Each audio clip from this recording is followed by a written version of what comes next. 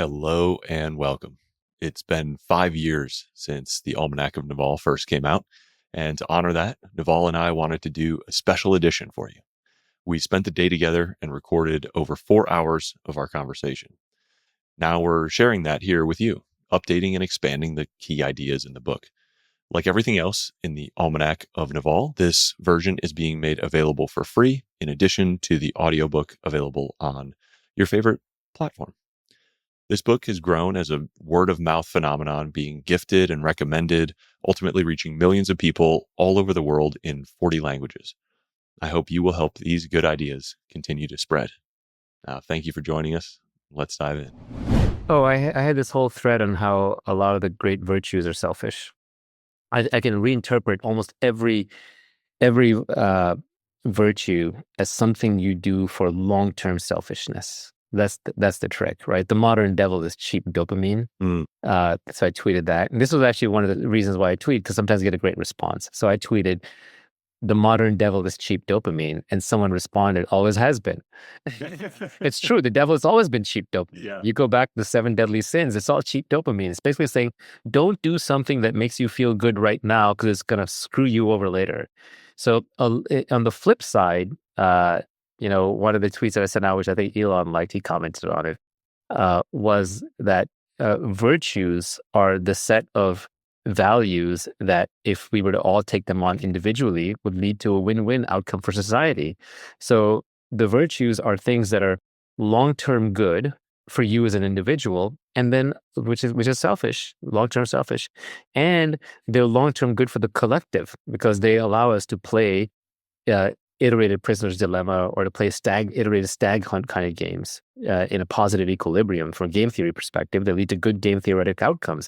If everybody in society followed even the classic biblical virtues, all of society would level up and each individual would be better off. So that's true. But I also think that all the virtues, if you were to follow them as an individual on a long enough time frame, they would make you individually better off. So it's the ultimate marshmallow test. By the way, that experiment doesn't replicate, so sorry to bring it up, but it's one of those behavioral psych experiments everybody knows. But it is in some sense, a lot of a good life is the marshmallow test. And there are a lot of things that people think that you have to do it the standard way. Like philanthropy is a good example, right? You have to go volunteer for charity and help out people who are far away. Well, how about helping out people who are right next to you, right? People who live down the street, people who work for you, people who work with you. Generally, helping out those people is selfishly very, very rewarding. You could get some benefit back from it. So it's a good place to start with charity. It's very local and very actionable. So your money's not being wasted. You're not being tricked. It's not being redirected. And it's just a way to do something practical. Another tweet I had was, your family is broken, but you're going to fix the world, right? This is the whole modern activism disease, where you're agitating about causes that are thousands of miles away that you've never laid eyes on based on what you hear because it's socially popular. But the reality is you could just go walk down the street and help the homeless person or the vet, or the poor person looking for a job or what have you, or, literally go make amends with your uncle or your parents. What right do you have to say, I know what's right to fix the world, when you can't even get your local family going, right? It's okay to help people on the other side of the world, but don't agitate for saying, I know what's correct, when you can't even solve your own local problems. You get the right to solve global problems after you solve local problems. That's true in environmentalism too. Everybody's worried about CO2. Well, what about rivers and forests and so on? And this goes back to your, I think it was your tweet, the greater your ability, the greater your tribe, and the sort of iterative loop of resource allocation, where society gives more trust and more leverage and more influence to people who are doing a good job of taking care of the people around them. Yeah, somebody asked me about Elon long time ago on Twitter. This is years and years ago, before he was the richest man in the world and all that. And somebody said, what do you think of Elon? And I said, well, when someone devotes their entire life to giving society what it needs, then society has no choice but to give them everything they want, right? But you can't rely on that. You can't do it that selfishly or count that closely. But ultimately, because his desire was pure, regardless of what people say about Elon today, forget even Elon, but when you have aspirations that are larger than yourself, then other people will align with you, because there are other people who feel that, okay, your motives are pure. I want that thing too, so let's line up. And you become a shelling point in game theory sense. You become a rallying cry for other people who want to see that thing to mass around. In that sense, if you say, I want to go to Mars, I want to make humans a spacefaring species, well, there is a large percentage of our technical builder population that shares that same vision, that are brilliant, that are felt stymied, that now see a vehicle to do that. So they will literally go and build a vehicle under SpaceX to go do that. So by having that mission be larger than about yourself, you assemble people. Same with like Martin Luther King, when he says, I have a dream speech, it's very inclusive, it's very high level, it's very unifying, it's universal. And so it pulls people together. It's also the reason why Marxism has such a seductive appeal, because, Marx says, no, it's a, blank slate. We're all equal. We're all the same. Holy Spirit, it's all consciousness. Everybody get together. It's a religious pull towards universality. So the more universal the mission, the more people it's going to pull together, regardless of whether it's effective or not. That's sort of the irony here. Yeah, well, this gets to the memetics of an idea will spread relative to its spreadability, not relative to its correctness. It will spread according to spreadability, but then it will survive according to its correctness. So a civilization that adopts a bad idea because of its good spread characteristics wipes itself off the map, kind of like the Soviet Union did. And so you're left with Russia now, but it's not the Soviet Union. It's a completely different structure. So, and for example, the Chinese Communist Party, when it was under Mao and they made the great leap forward, and there was all that suffering and starvation, more Chinese people died during that event than all the casualties in World War II. And for all people put together, not the Chinese, just Chinese deaths great leap forward versus all casualties in all causes in World War II, right? So that just shows you like what a bad idea can do. But then how did they survive? Well, they switched to capitalism. They started having local farms that it's a government controlled capitalism, but essentially they created a capitalist section to their economy with private farming and eventually with private enterprises that are still backed by state money. But the more privatized they became, the faster they came up. So eventually you have to adopt good ideas or good explanations, because you just get wiped out. The skin of the game will eliminate you. So you're right, bad ideas can spread. And unfortunately, the way those bad ideas get taken out is not that we necessarily learn our lessons so much, but it's that the entities, the people, the institutions that had those bad ideas don't survive. They get eliminated. So you really want to be an entity with a bunch of correct ideas so you don't get eliminated. Yeah, my pseudo-spiritual take on Deutsch's definition of knowledge, which he always laughs about when he mentions, because he knows like I'm into it and it has a pseudo-spiritual context to it, which he's not into, is that truth is a crystal in the multiverse. So if you go with the multiverse theory of quantum physics, which is the most direct interpretation, like if you basically believe there's nothing special about an observer that causes a collapse, and that observers, unobserved, and the observed are all the same, then the most straight or systems operating in those conditions are exactly the same, which is the most straightforward interpretation. Then the multiverse theory naturally emerges from that. Then it says, no, just because I look at something, just because I look at the cat doesn't mean that the cat is alive or dead in Schrodinger's cat. It's that the cat was dead in some parts of the multiverse and it was alive in other parts of the multiverse. And I just didn't know which universe I was in until I opened the box. Mm-hmm. And if you take that interpretation, then there is a multiverse of outcomes. There's a basically infinite number of universes that are always differentiating into subsections based on, did the particle go left or did it go right? Did this happen or did that happen? And there are various things that can cause these universes to diverge. But if you were to look at the content of those universes, knowledge is a thing that tends to spread because it's correct. Truth survives because it matches up. It does. You can do things with truth. You avoid falsehoods. So there are more universes in which the true thing is true than the falsehood, because falsehoods are infinitely variable. For every truth I have, there's unlimited false explanations. Whereas there is a finite number of truth explanations. Relatively speaking, you can have mostly true explanations. You never get to absolute truth, but the set of true explanations is much smaller than the set of falsehoods. However, once the truth is found, because it is hard to vary and because it spreads, the falsehood gets eliminated. So if there is a multiverse and there are infinite versions of you, and again, I think there's a pretty straightforward interpretation, of quantum physics, if there's a multiverse and there's infinite versions of you, then the ones that are flourishing the most and the ones that are most alike are actually the most true versions of you, the ones that have found the most truth. The false ones are differentiated in all kinds of ways, but the true ones are more similar to each other. And the truth that each of them have realized that cuts through is more similar than all the variations of falseness. So what you want to be is you want to be the most truth-oriented version of yourself. That is the most true version of itself. And now we can segue into Rick and Morty, because in Rick and Morty, there's infinite Ricks, right? There's infinite universes, there's infinite Ricks. And Rick is a hero scientist. And there's this council of Ricks where like the infinite Ricks, because they can cross across the multiverse, they meet up. And one of the funny things you notice is that Rick C-137, which is the hero of the story, he's like the most, he's Rick, he's weird, but he's the most normal of the Ricks. The rest of them are all weird in some way.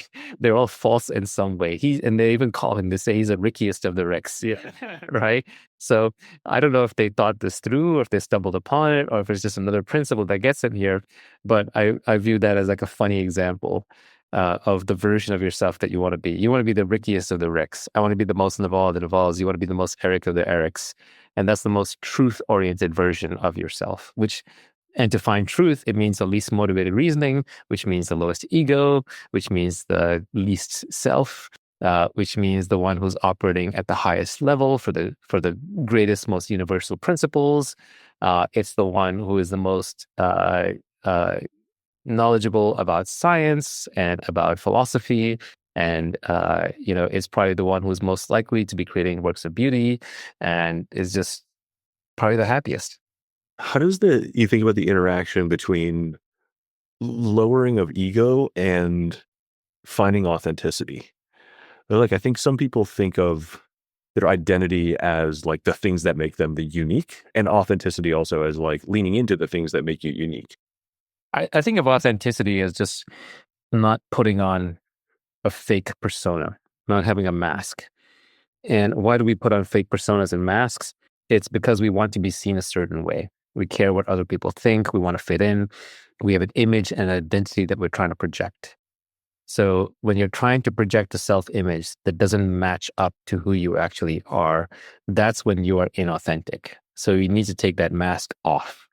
And if you take that mask off, then you face the risk of embarrassment, which is people say, oh, you're not supposed to do that. Like when I was first tweeting, I got, messages from VCs like saying, oh, that's weird.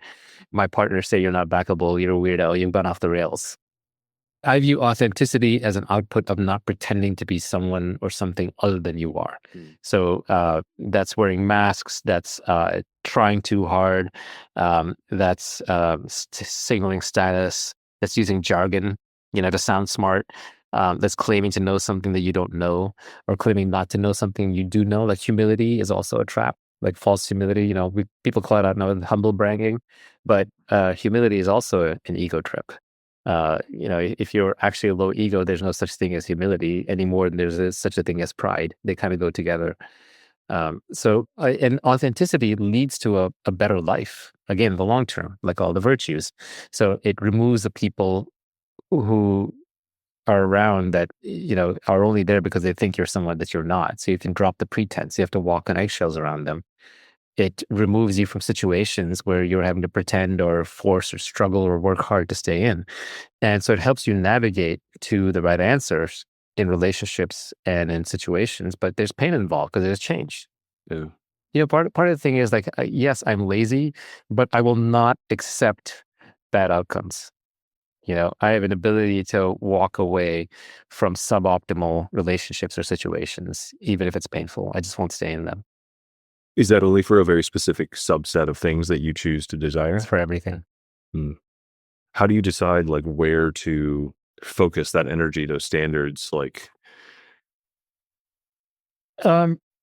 that's a hard one. I mean, we're always falling into traps. Modern society has a lot of traps, dopamine traps, right? You can get sucked into politics. You can get sucked into drug use. You can get sucked into screen addiction, scrolling, porn, alcohol. There's just so many traps in modern society. They've legalized weed, which, the libertarian in me wants to say, okay, consenting adults, do whatever you want.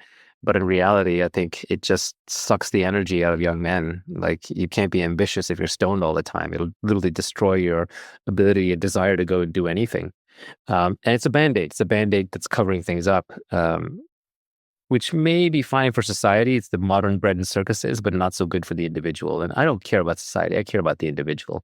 Yes, society has to be functional, but I feel like modern society has given up on that. We're taking the wrong part of libertarianism, which is we've basically said, not only are you free to do anything you want, but as long as it doesn't immediately hurt somebody else, it should be celebrated. But then society as a whole kind of falls apart because everyone's a hedonist. No one has a long-term stake in the system. There's no shared ethos. There's no shared rules. There's no understanding of the basics. And then you end up with high crime. You end up with dirt. You end up with wasteful government. And the state becomes a substitute for religion. The religious instinct is so strong in people. Religion is a cooperating system for people, that if you don't have a religious system, then the state will take over and create one. And I don't think the state's sense of virtue and ethics is much better than the older religions. The older religions had a better grasp on virtue and ethics. Now, they didn't modernize fast enough. So they were poorly adapted towards things like contraception and women entering the workforce and, lesbian and gay rights and so on. But I think we threw the baby out with the bathwater. And I don't think the religious instinct is gone. Like, people are going to search for it no matter what. Yeah, you had a great tweet that made me laugh. Is the problem with modern society is that atheism has reached the masses. Yeah, that's right. Yeah, I mean, like, atheism reaching the masses is really bad because people need an operating system, and most people are not going to figure it out for themselves. And it has to be a relatively common operating system. So if you don't have one, you either end up with anarchy or end up with the state dictating it, which either means you're in an oligarchy or you're in a communist authoritarian hellhole. And related to that is, like, I think a fool believes completely, and another fool just believes it has no value, right? Religion does have tremendous value. It's just that religion was meant as an organizing principle for people to cooperate and trust each other and to work towards common causes. But it was also meant to have a strong personal exploration and virtue component. And absolutely did not modernize enough, and it was used for control. So again, like, my problem is always big stuff, masses, right? So I think big religion causes a lot of problems, but I think little religion is good. Village churches. Village churches, maybe some higher level, broad unifying principles. And finally, like, the deeper the principle, the more personally it has to be explored and held. And I think if people were to explore religious teachings, pick your favorite religion. If you were to explore religious teachings, everybody would find components of it that really resonate and will make their lives better. And then you can sort of absorb them. But I'm not going to have the argument about which religion is better. And there was a great Far Side cartoon where there's like, St. Peter at the pearly gates, this one? And there's like hundreds of people standing there, and like he yells out, "Mormon, the correct answer is Mormon." That's like the rest of you are screwed. I think, by the way, that's one of the many flaws in Pascal's wager. Pascal's wager. That it's not a coin flip. It's a... Yeah, which God? Yeah. Right. That's the next question. One of your most iconic is your goal in life is to find the people, business, project, or art that needs you the most. Yeah, I really think that this is one place where we diverge from our evolutionary past in a big way. And so it's important to update your priors. And in the past, you were in a tribe of a small number of people in a small society, a small civilization, and it was just people you could meet on foot. So the consequences to making a bad choice or to getting rejected were really high. So you got married early. If you were rejected by your suitor or the woman, then it was terrible for you. Your reputation, was all entirely local. You had to fit in. And now it's the exact opposite. It's a search function. You can fly anywhere in the world. You can enter any career if you're young enough and motivated enough. You can hang out with almost any set of people. There's infinite opportunity. And that's daunting. It's scary. It's actually really scary. Because then if you don't make it, you get depressed and you feel like it was your fault. But the good news is you don't have to stay in any bad situation. Okay, now that argument where you want to find the thing that fits you the best, there's two parts of it. The first part is you have infinite choice. That's not necessarily good. It's nerve-wracking. And it's kind of bad for society if there's no loyalty. If everyone's always job hopping, if everyone's always location hopping, then you have no loyalty to your kinship or your tribe or your neighborhood. Or if you're always relationship hopping, right? You don't build any permanence. You have no children. But I think what it is there's the exploration range is wide. So if you get rejected by someone, don't cry. It's like a bad Google search result. Hit back and just search again, or click on the next link. There's infinite variety. I mean, you're going to meet 10, 20,000 people in your life, and there's 8 billion, and you can click and find new ones to date all the time. Like there's so much optionality. So you should explore widely until you find a fit. But then all the benefits in life come from compound interest. So you have to invest in something. You have to invest in a place. You have to invest in people. You have to invest in business. You have to invest in knowledge. You have to invest in a career. So you have to invest in your physical health and your body. So you find the work that feels like play to you and looks like work to others. You find the person who you uniquely, they make you happy by being who they are, and you make them happy by being who you are. You find the location where you can like compound, you can build a house, you can build a household, you have people around you that you like and trust. The weather matters a lot, believe it or not. I mean, it's pretty prosaic, but it matters. That's why people talk about it so much. You have to find the thing into which you can just invest. And then you get compound interest. So there's an exploration phase, and there's the exploitation phase. Exploitation in the military sense, not in the slavery sense. Execution phase, or exploration phase and an execution phase, and or an investment phase. Exploration and then investment. So you explore until you find out what is the right fit for you. And then it's almost effortless to invest in it. And then once you start investing, then you get the compound interest returns. You can't skip either phase. So in some situations, we explore too little. Usually in like job hunting, we explore too little. We'll spend I get it. Sometimes you're driven by financial constraints, but people will spend 3 weeks looking for a job and they'll be in the job for 5 years. That's too little exploration and too much investment. But then on the other side, like people will stay single until they're 50 and then be like, oh, now I need to settle down. Well, too much exploration and not enough investment, right?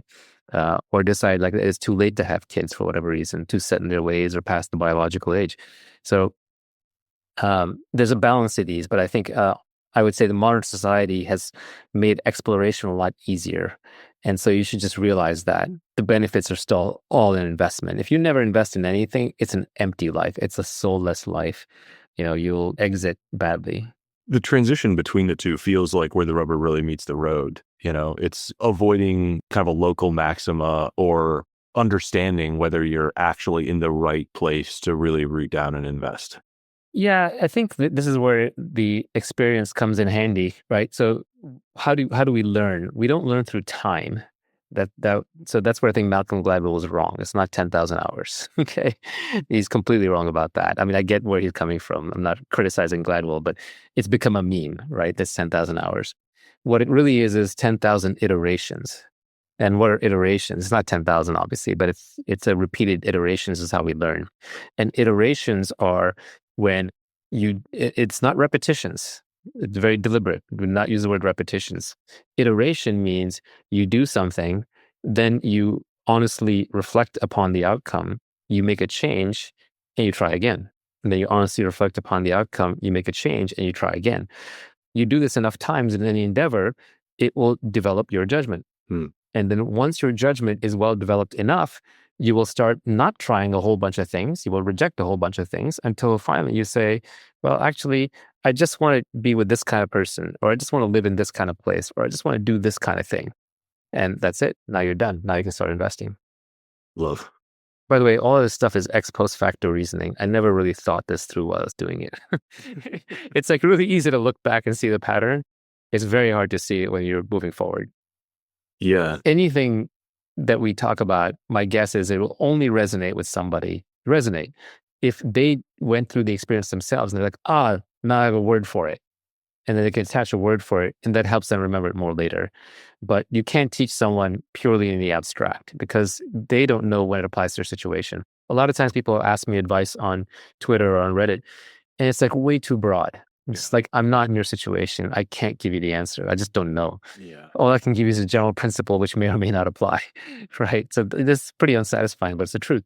But this is where I like platforms like AirChat and Clubhouse back in the day, where someone could ask you a question, you could get into it with them. You could ask them the next level question, the next level question, the next level question, until you're finally like, okay, well, if I was in your situation, given what you've told me, here's how I would handle it.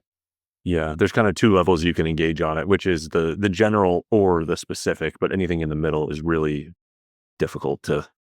Yeah, the general requires people to apply it themselves. So these are just mental hooks, and may resonate, may not.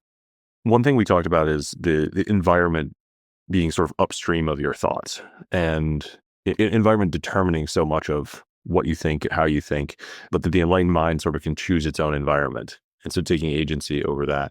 Yeah, there's a feedback loop, right? We are meant to adapt as living creatures. We adapt to our environment, and we locally reverse entropy to make our environment more controllable. But the first step of that is choosing your environment consciously. And so that's why on relationships, I was kind of saying, don't get attached to a specific relationship, even if it's not working for you. You don't have some obligation to struggle through unless you have kids or something. Then it's different, right? Yeah. You can change your relationship. You can curate your relationship. And then once you're in the right relationship, it's a lot easier because you're a better fit for each other. So I think this kind of also goes into my tweet a little bit. Like, the only true test of intelligence is if you get what you want out of life, right? And that was one of my favorites for myself, because it's a two-part test. One is choosing what to want and then getting it. It's not just like, oh, I want to be a 6'8" tall basketball player. It's not going to happen. So you have to want the right things that are even achievable, but kind of at the edge of your range of achievability, and where the process of achieving them won't make you miserable. And so you choose what to want, and then you go and get what you want. And then if you chose the right things and you got it, then that's the only external valid signal that can determine, are you intelligent or not, right? So I think related, you choose your environment and then you adapt your environment, but don't just get stuck in your environment. Don't adapt it. Like, one of the greatest gifts in modern society is that, the first IQ test you have is, do you stay where you were born? Right? Like, a lot of people end up stuck where they're born, and maybe it was the optimal place for them, but usually I would guess not. Usually I would guess there was some place out there that was better than them. It might be the next town over. It might be another country. It could be anything. But people want better lives. And the first step is, where do you go for that better life? So that is part of choosing your environment. But even then, I feel like you have to do something. I don't think you can go through life as just an advice giver. It feels fake to me. It feels false. To me, an ideal life is one where you write for yourself and your children, and you do things that are useful and beautiful and true. You learn for yourself. And to the extent that you're giving people advice, it's because they asked you, and they asked you something specific, and it can be helpful. You're not giving advice to become an advice giver. My least favorite VC is the type who says, we're company builders, we're the team behind the team. It's like, no, you're not. The founder built the company. They took all the risk. You're taking a little bit of credit. You risk somebody else's capital, LP capital. And yes, you were a good picker. There are a few VCs out there who really do get involved, and who really do roll up their sleeves, and who really do take it personally. But they're few. They're very, very few. And they're not the more famous ones that you would think about. Well, this was unique about your Twitter, is that you've exerted zero effort to actually accrue a following. You just share notes to self, and people I think see the authenticity of that and the value of it.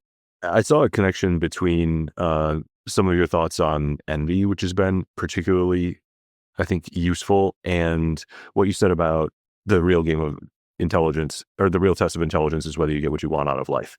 I find if you pass that test, if you get what you want that you uniquely wanted, what is there to be jealous of? Why would you be envious of anybody else? That's a very good point. They do coalesce together. That said, it's very hard to pass that test. Our desires usually outstrip our capabilities, and we have a way of manufacturing new ones as soon as we get what we want. But yeah, I have to remind myself to choose inspiration over envy. When you see somebody doing something successfully, What I try not to be is I try not to be envious in the sense that there's no one on planet Earth that I would swap my life with.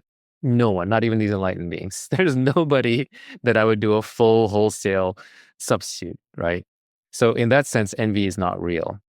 But when you look at someone being successful, you can say, well, I mean, there's the comment, you can be like, well, they don't deserve it, they got lucky. Okay, sure. There's an element of that. And with some people, there's much more of that than others, or they're being unethical about it, which is unfortunate. So those are true. But it's not good to fixate on those. Just like we discussed at the beginning, if you fixate on all the unfairness in life, you'll never get anything done. Yeah. So just on a very practical basis, you want to find the part that's inspirational. So, for example, one of the reasons why I'm doing a company is, I'm inspired by guys like Elon and Peter Thiel. And Elon is inspired because he does these companies and, he charges hard and he takes on huge projects and he does difficult things. Peter Thiel is a little different. Like, Thiel is talking about you should do important things, create the definite future that you want to live in. But I don't see himself doing it, right? He's an investor and philosopher. So I could just be that guy. I could just be an investor philosopher. But I choose to be inspired by kind of the best part of what he's saying and doing, and I sort of ignore the rest, which is nothing wrong with it. But I like the inspiration part. But if I had to look for like the pure inspiration, the guy that I never envied, I'd never swapped with him, but I was super inspired by Steve Jobs, even when he was alive. It's easy to be inspired and not envious when people are dead. Right? But even when he was alive, like I think somebody said this the other day. They said, since Steve Jobs passed, Silicon Valley is missing its cultural leader. Right. It's like all these entrepreneurs, like, who do you look up to? I know Elon's pretty reviled now because of the whole thing with the administration and politics. People always pick sides on that. But I think the honest people still like Elon and are inspired by him. But there is no single cultural leader where somebody looks at that person and says, yeah, I want my life to be that, right? This person's building something incredible. They're not just doing it for the money. They seem relatively happy. They have a good family life. They have some ethics and morals, although yes, Steve has negative stories about him too. But you can't be an extreme character without breaking some eggs. Like, it's just going to happen. You're going to have some negative sides to your personality, and people will want to elevate themselves by bringing those stories out, right? So they'll want to unearth those stories and pull this person down so they can be higher up on the status ladder. But yeah, since Jobs passed, there isn't that single inspiration. But maybe we're not living in that kind of world anymore, right? Everyone doesn't tune into Walter Cronkite for the evening news anymore either, right? So get your inspiration where you can. There's lots of mini inspiration.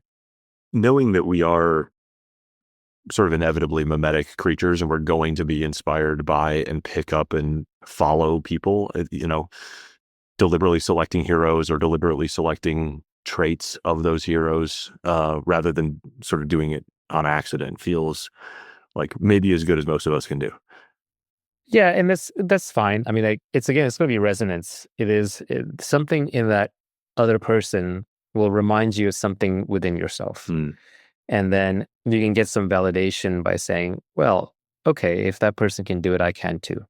Like, I'll say, like, Steve Jobs, like, he is having done calligraphy and art, and having been a Zen Buddhist for a while, and having done LSD, and believing in Pixar and believing in Next, and kind of falling out of favor and then coming back in, like, all of those things gave me license to just mix the spiritual and the scientific. I wasn't as afraid because I was like, and I don't think I thought about it consciously, but there was existence proof through Jobs, even if he wasn't running around like publicly lecturing people, which I appreciate about him, actually, that he wasn't out there trying to position himself as a philosopher or guru or anything like that. Rather, he was embodying it in his products. And so I think that's deeply inspirational, and definitely there's resonance with parts of me. I think every human is whole. Every person is capable of everything. You're capable of being the biggest angel or the biggest demon. You're capable of being, having the next breakthrough, or just kind of spending your whole life smoking dope and playing video games, right? You're capable of anything. And this is part of Deutsch's, I don't want to say philosophy, I would say it's part of Deutsch's science, because he has shown that, humans are Turing complete. Turing complete means you're a universal explainer. Universal explainer means you can simulate all the laws of physics in your head. Anything that can be thought by you. You can have any thought. You can have any breakthrough. You can have any amount of creativity. everyone's capable of everything. And I think deep down we know that. And it's just we get limited in society by like, oh, you're a lawyer, you have to think this way. You went to this school, you have to behave that way. You know, you didn't go to college, so therefore you can only think or talk about these things. You can't talk about this in public with that person. You can't forge your life uniquely that way. Or on the other side, like there are people who are weirdos. This San Francisco, we're full of weirdos here. But, you know, they're weirdos who are told you must hate money. You're not allowed to make money, or you're not allowed to, you know, look normal. You have to be ironic. You got to be a hipster. Like you can kind of do whatever you want. And the important thing is just figuring out what is going to get you what you want and wanting the right things in the first place. And I guess I would just argue that all of us eventually figure out that you want the long-term things and the things that make you personally better off. And then after that, you can do the things that make all of society better off. Because if you just obsess on yourself, you're not going to be happy.